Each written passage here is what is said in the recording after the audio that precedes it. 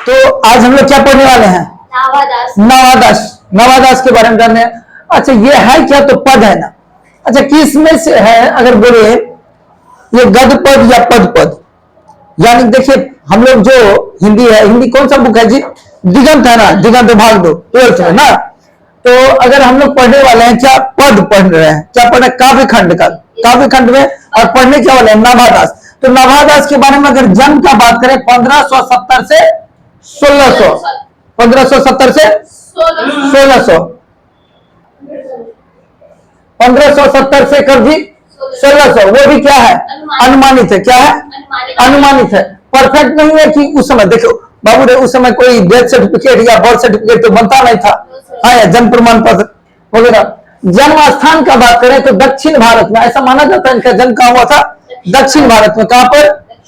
दक्षिण भारत में। दीक्षा गुरु कौन थे इनके? नवादास के दीक्षा गुरु कौन थे? स्वामी अग्रदास। कौन थे? स्वामी अग्रदास। ठीक है। कृतियां देखिए, कृतियां यानी कि इनका जो इंपॉर्टेंट वर्क वगैरह था वो कौन सा? तो भक्तमाल, ठीक है, और अष्टयाम। अष्टयाम किस भाषा में था? ब्रज भाषा में। किस भाषा में? अब एक एक करके हम लोग एक एक पद को देखते हैं। सबसे पहले अगर बात करें तो पहला जो पद है इसमें कबीर का वर्णन कर रहे हैं। नवादास किसका वर्णन कर रहे हैं? कबीर का। कबीर के बारे में कह रहे हैं, किस प्रकार से कहते हैं? भक्ति विमुख जे धर्म सो। क्या लिखा हुआ जी? भक्ति विमुख जे धर्म सो अब अधर्म करी गाय। कहने का मतलब या एक एक तरफ देखिए, भक्ति से जो विमुख है, कहने का मतलब क्या? जो व्यक्ति भक्ति से विमुख है या हो जाता है वह अधर्म में लिप्त व्यक्तियों की तरह कार्य करता है। वह अधर्म में लिप्त व्यक्तियों की तरह क्या करता है? तो पहला वाला देखिए क्या बोले थे? भक्ति विमुख जे धर्म सो अब क्या करता? सब अधर्म करेगा। यानी कि जो व्यक्ति किस चीज से विमुख है जी? किस चीज से? भक्ति से विमुख है, वह किसके समान होता है जी? वह अधर्म में लिप्त व्यक्तियों की तरह कार्य करता है। जो भी भक्ति से विमुख है वह किसके तरह? अधर्म में लिप्त व्यक्तियों की तरह कार्य करता है। आगे कहते हैं योग यज्ञ व्रत दान। योग यज्ञ व्रत दान भजन बिन तुच्छ दिखाए। क्या कहा? यज्ञ, योग यज्ञ व्रत दान भजन बिन तुच्छ दिखाए। कहने को मतलब क्या? कबीर ने भक्ति के अतिरिक्त जितना भी कुछ है, चाहे वह योग हो, ठीक है, जितने भी क्रियाएं हैं, योग हो, और क्या हो जी? ध्यान देते चलिए, क्या क्या बोले? योग यज्ञ व्रत, चाहे योग हो या यज्ञ हो या व्रत हो या दान हो, भजन के बिना ये सब क्या है? ये सब तुच्छ है। ये सब क्या है? तुच्छ है। ठीक है, हाँ या नहीं? अब अगला, इसी का अगला देखते हैं। कह रहे हैं हिंदू तुरक प्रमाण। क्या कह रहा है? हिंदू तुरक प्रमाण रमैनी शब्दी साखी। क्या कहा? हिंदू तुरक रमैनी, हिंदू तुरक प्रमाण रमैनी शब्दी साखी पक्षपात नहीं वचन सभी के हित की भाषी। किसके संबंध में? कबीर के संबंध में कह रहे हैं। क्या कह रहे हैं? नवादास कहते हैं कि कबीर ने हमेशा हिंदू और मुसलमान को प्रमाण और सिद्धांत की बात कही है। किस कबीर ने क्या कही है? हमेशा हिंदू हो या मुसलमान हो, उसको किस चीज की बात कही है जी? बताइए। प्रमाण और सिद्धांत की बात कही। इसलिए यहां ध्यान दीजिएगा, बोला हिंदू तुरक प्रमाण रमैनी शब्दी साखी। चाहे हिंदू हो या तुरक, तुरक सबसे यहां मुस्लिम का बात हो रहा है, सबको किसकी बात की है? प्रमाण है। सबके लिए क्या क्या है? प्रमाण और सिद्धांत की बात कही है।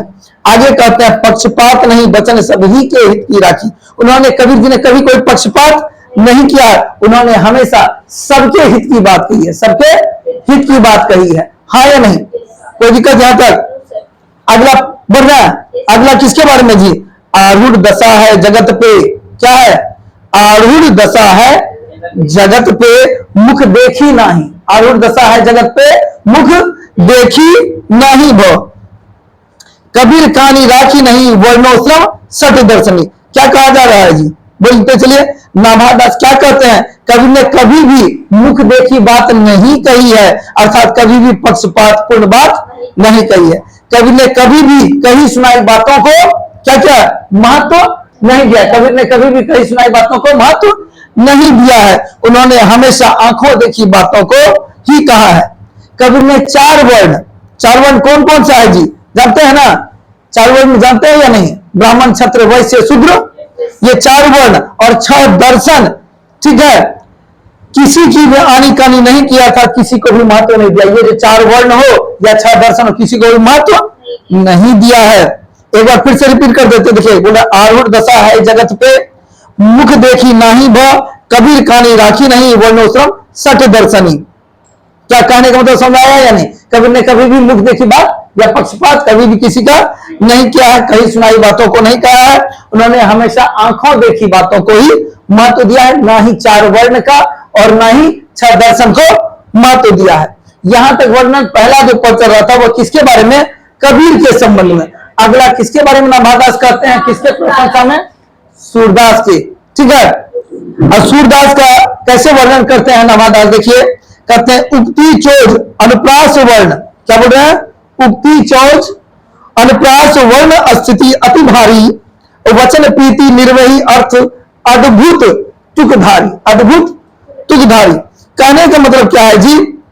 भक्तमाल जो है, ध्यान देते चलिएगा, से उद्धृत है, हम लोग तो जानते हैं। अच्छा इसके बारे में बताइए, नहीं बताइए, ये जो पद दोनों ही नवादास का है, इसमें किससे लिया गया है पता है? चाहे कबीर के बारे में या सूरदास, ये भक्तमाल से लिया गया। किससे लिया गया है? भक्तमाल से उद्धृत है ये, ठीक है। किससे उद्धृत है? भक्तमाल से। नवादास इसमें सूरदास के कविताओं के बारे में कहते हैं कि उनकी जो कविताएं हैं वो कैसी है? युक्ति से, चमत्कार से, अनुप्रास से, वर्ण से भरी हुई होती है। सूरदास की कविताएं कैसी है? लयबद्ध और संगीतात्मक होती है। सूरदास अपनी कविता की शुरुआत जिन प्रेम भरी वचनों से करता है, उसका अंत भी उन्हीं वचनों से करता है। सूरदास जिन प्रेम वाले वचनों से अपने कविता का प्रारंभ करते हैं, उसी प्रेम वाले वचनों से उस कविता का अंत भी करते हैं, ठीक है। तो अब एक बार फिर से आपको इन लाइन को दोहरा दीजिए। उक्ति चोद अनुप्रास वर्ण, यानी कि जो सूरदास है उनकी कविता में क्या क्या है जी? उक्ति है यानी कि युक्ति है, ठीक है। अनुप्रास है, वर्ण है यानी कि अक्षर है, अस्थिति अति भारी, वचन प्रीति निर्वही, और शुरुआत भी करते हैं वह प्रेम के वचन से, अर्थ अद्भुत तुकधारी, और तुक धारण करते हुए अंत भी उसका प्रेम के वचन से ही करते हैं। कोई दिक्कत? आगे देखिए कहते हैं पद प्रतिबिंब, ध्यान दिया, पद प्रतिबिंबित दिव्य दृष्टि हृदय हरि। क्या कहा? पद प्रतिबिंबित दिव्य दृष्टि हृदय हरि, लीलाभाषी, जन्म कर्म गुण रूप सबही के, सबही रसना प्रकाशी। कहने का मतलब क्या? सूरदास की दृष्टि दिव्य है। कैसी है सूरदास की दृष्टि? सूरदास कैसे थे? जन्म से ही संभवतः अंधे थे, दिखता नहीं था, हम लोग इससे पहले वाला चैप्टर में पढ़े हैं, ठीक है। लेकिन उनकी दृष्टि कैसी है? दिव्य है, अलौकिक है। सूरदास ने अपनी कविताओं में श्री कृष्ण की लीला का क्या किया है? वर्णन किया है। सूरदास ने प्रभु के जन्म, कर्म, गुण सभी को अपने दिव्य दृष्टि से देखकर अपने वचनों से प्रकाशित किया, अपने वचनों से प्रकाशित किया है, हाँ या नहीं? एक बार देखिए, पद प्रतिबिंबित दिव्य दृष्टि हृदय हरि, हरि का अपने दिव्य दृष्टि से उन्होंने क्या किया है? प्रतिबिंब यानी कि दर्शन किया है, और उनकी लीला का वर्णन किया। लीलाभाषी, जन्म कर्म गुण रूप सब ही रसना प्रकाशी, चाहे उनका जन्म का हो, रूप हो, कर्म हो, सभी का वर्णन उन्होंने अपने दिव्य दृष्टि से हरि का किया यानी कृष्ण का किया, और उसका वर्णन अपने कविताओं में किया। अगले देखिए कहते विमल बुद्धि हो ताशु की। क्या कहा हुआ? विमल बुद्धि हो ताशु की, जो यह गुण श्रवणनी, क्या बोला? श्रवणनी धरी, श्रवणनी धरे, सुर कवित सुनी, कौन कवि जो नहीं सिर चालन करे। क्या कह रहे हैं? जो भी व्यक्ति सूरदास द्वारा कही गई भगवान के गुणों को सुनता है, देख रहे हैं, विमल बुद्धि हो तासुखी, यानी कि उसकी बुद्धि कैसी हो जाएगी? विमल हो जाएगी, शुद्ध हो जाएगी। जो यह गुण श्रवण धरे, जो उनके गुणों को, जो सूरदास ने कृष्ण के गुणों का वर्णन किया, उसको जो वो सुन रहा है, जो भी व्यक्ति सुनेगा उसका बुद्धि क्या हो जाएगा? विमल हो जाएगा। क्या कहते? सूरदास द्वारा कही गई भगवान के गुणों को सुनता है, उसकी बुद्धि विमल हो जाती है। आगे नवादास सूरदास के संबंध में क्या कहते हैं? सुर कवित सुनी, कौन कवि जो नहीं सिर चालन करे। सूरदास की कविताओं को सुनकर सिर चालन ना करे, अर्थात उनकी बातों में हामी नहीं भरे, ऐसा कोई भी नहीं है। कोई भी ऐसा कवि नहीं है जो इनकी बातों में हामी नहीं भरी। उम्मीद करते हैं समझ में आ गया होगा आप लोगों को भी, ठीक है। तब तक जय हिंद, जय भारत।